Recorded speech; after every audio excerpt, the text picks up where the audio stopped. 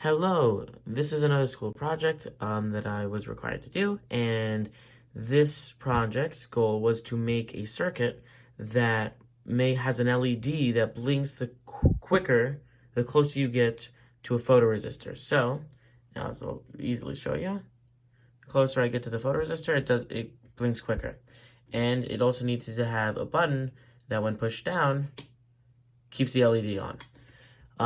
There were other small requirements that I will get into later, and I also implemented a speaker, which I have unplugged right now because it is just so loud and annoying, but I will plug it in later after I explain the code. So now, the code. If we go to the top, so you'll see we have a bunch of stuff about setting up all the pins, and then the serial monitor, okay. Then we have, at the very beginning of the void loop, we have a while statement for the button. This, to make it the most consistent, to make the code as consistent as possible, putting the while loop for the button at the beginning of the void loop proved to be successful. Putting it at the end or after any other piece of code made it more sporadic. So that's why it's at the beginning. Either way, you have a basic while loop, and it says if the button is pushed on, then turn on the LED, and then with a speaker, play a certain note. This is a pretty low note for 1 second.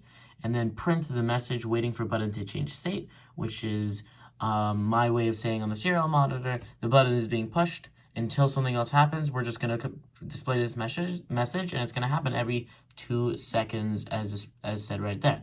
Then we turn off the speaker because that's one of the things you have to do. Okay, so that's what happens when you turn on the button. Now, despite after that, we've got the stuff for the lines of code which describe how the LED blinks quicker the closer you get to the photoresistor. We have an integer called distance that I made up. It's based off of analog read A0, which is the photoresistor, basic voltage divider. Then we have a map function which turns distance and turns the 0 to 1023 spectrum from analog read to 0 to 900. That's just based on the light in my room. It gives the best range for me, and it makes it blink as quickly as I would like it to. It's completely subjective, and you can make this longer for longer blinks, or this number smaller for quicker blinks. It does not matter. Okay, so with that information, we have the line of code. So the lines of code, excuse me. We turn on the LED, then we play a note on the speaker. Then we make a delay based on the distance from the photoresistor, or rather the light which the photoresistor is receiving. Then we turn off the LED, then we turn off the speaker, and then we do another delay of the same exact thing. These lines are, okay.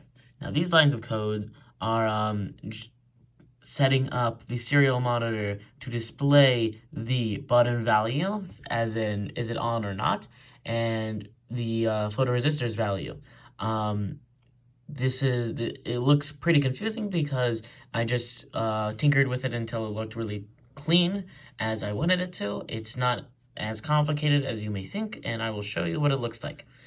Okay, then at the end we have an if statement, which is my own, which puts in my own type of contingency mode, which says that if the photoresistor value drops below a certain threshold number, I have mine set to 150 out of 900, as we said with the map function over here.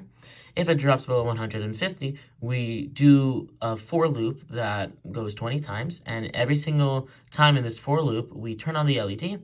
We tell the serial monitor to print the message overload. We turn on the speaker, play a note. We make a delay of 50 milliseconds. We turn off the LED, turn off the speaker, 50 milliseconds, and we do that 20 times. So this rapidly blinks the LED, and it rapidly makes the speaker make a sound, and it rapidly posts a message on the serial monitor. Okay, so now I'm going to show you the serial monitor, and because the circuit has been going on for a while, we'll get some results.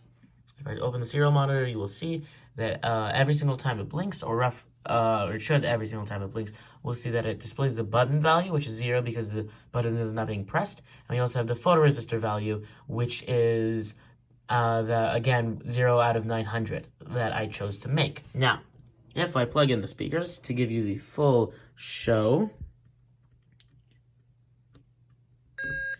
you will now hear it. And that's the LED speaker. It's pretty high for when it's just going regular blinking. And if I hold down the button, LED stays on. Speaker makes a sound every second, or every other second rather. And on the serial monitor, it switches from the regular stuff. We have a line that says button value 1, then photoresistor value, and then it just says waiting for button to change state because I'm holding down the button. And as soon as I let go in 3, 2, 1,